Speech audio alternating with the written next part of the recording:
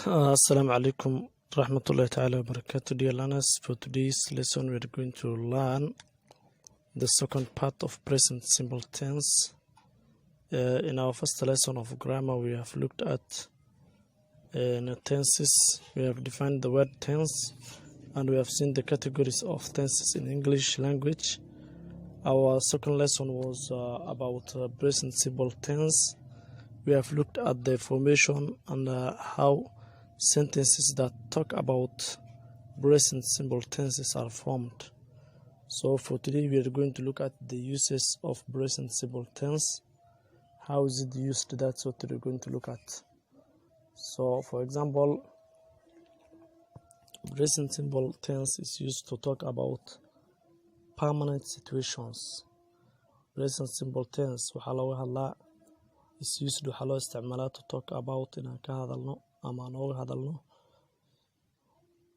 permanent situations, xaaladaha joogtada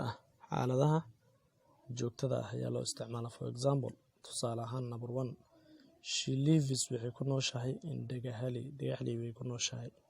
Marka macnihii waxaa weeyaan qofkaasi in si joogta ah uu Dhagaxley markaas u degan yahay. Marka she lives in Dhagaxley, she lives in Nairobi, she lives in Mogadishu, she lives in USA. meesha hartaa dhigi kartaa marka waxay degan tahay ama qofkaasi uu degan yahay yacni meeshuu degan yahay sheegaysaa. Marka ficilkaasi lives ayaa marka waxayna tusaysaa in ay jumladu tahay jumlad present simple tense ah.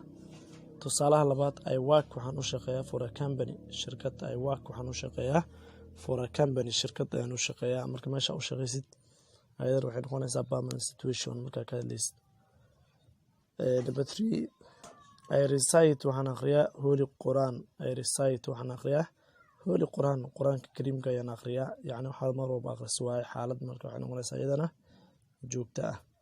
They drive waxay wadaan ama ay kaxeeyaan cars gawaari. They drive waxay kaxeeyaan cars gawaari. Marka ficiladan waxaan present simple tense ama sidooda lagu isticmaalaa ama s al raaciya ama is ama es kaliya al raaciya. Number 1 waxaan ku arnay lives s bas al raaciyay. Number 2, work sideeda lagu isticmaalay. Number 3, recite sideeda lagu isticmaalay. Number 4, drive sideeda lagu isticmaalay. Isticmaalka labaad ee uu leeyahay ama loo isticmaalo present simple tense waxay noqonaysaa present simple tense is used waxaa loo isticmaalaa for giving directions. Marka qof tilmaam siinaysid, for giving directions marka qof aad wax u tilmaamaysid ayaa loo isticmaalaa. Tusaale ahaan, for example, number 1, first of all ugu horeyn you break waxaad jebinaysaa the eggs ukumaha and whisk kadib waxaad ku qasaysaa with sugar sokor. First of all ugu horeyn you break waxaad jebinaysaa the eggs ukumaha and whisk waxaad ku walaaqaysaa ama aad ku dhex qasaysaa with sugar sokorta. Marka halkan waxaan ku haysanaa laba ficil oo ah break iyo whisk sidooda loo isticmaalay. Marka waa present simple tense ku tusayaan.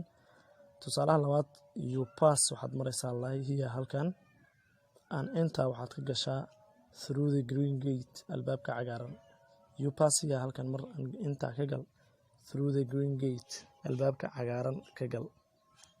Marka pass waa ficilka meesha ku jiro iyo enter oo sidoo loo isticmaalo marka waxaan tusayaan inay tahay jumladaasi present simple tense. Isticmaalka saddexaad ee leedahay present simple tense. Present simple tense is used waxaa loo isticmaalaa when telling markaan ka sheekeynayno ama ka hadlayno stories sheekooyin. Yacni markaad sheekadad u tabinaysid waxaa la isticmaalaa present simple tense. For example, tusaale ahaan, suddenly si lama filaan ah the window daaqada opens way furantay. And a masked man nin maartay maxaa la jiray weji xiran. A masked man yacni nin weji xiran ama weji daboolan intaas ayaa soo galay. Marka opens iyo intaas waxay noqonaysaa jumlada ku jirto ama tusaalaha ama maxaa la jiray ficilada loo isticmaalo present simple tense. Waxaan nahay suddenly si lama filaan ah the window daaqada opens way furantay. meesha halka waxaa ku jirto opens. And a masked man nin yacni weji xiran intaas ayaa soo galay, yacni qof weji daboolan. Isticmaalka ugu dambeeya ayaan maanta baran doono laakiinse isticmaalo fara badan iyo present simple tense casharada xiga ayaan ku baran doonaa. Wuxuu noqonayaa marka midka ugu dambeeya in maanta baranayno is used waxaa loo isticmaalaa present simple tense when describing markaan qeexayno ama aan sharaxayno ama qof uu sharaxayo one itself qof isaga uu sharxayo waa ama uu iska hadlayo.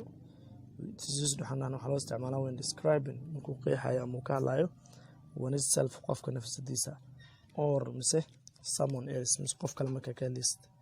marka qof kale ka hadlaysatay wuxuu yahay ama wuxuu qabto ama adiga iska hadlaysid waxaa la isticmaalaa present simple tense.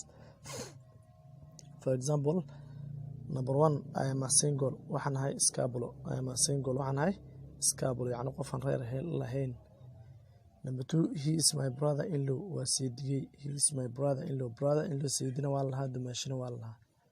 Number 3, they are thugs ayaga waa tuugo. They are thugs. Thug waxaa la tuug ama burcad yani dadka waxooda qof dhaco. They are thugs ayaga waa tuugo mise waa burcad. And lastly, number 4, she is a business lady. iyadu waa gabar ganacsata. iyada is a business lady waa gabar ganacsata. marka jumladahan waxaan tusaynaa present simple yihiin. waxaan tusaynaa number 1 waxaan isticmaalnaa am auxiliary verb am. number 2 waxaan isticmaalnaa is. number 3 waxaan isticmaalnaa are.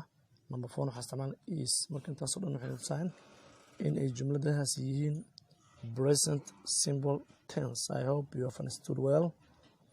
If you have any question, please ask me in our comment section. And I would also like to request everyone who sees this video to share with his or her friends so that they subscribe. Thank you very well.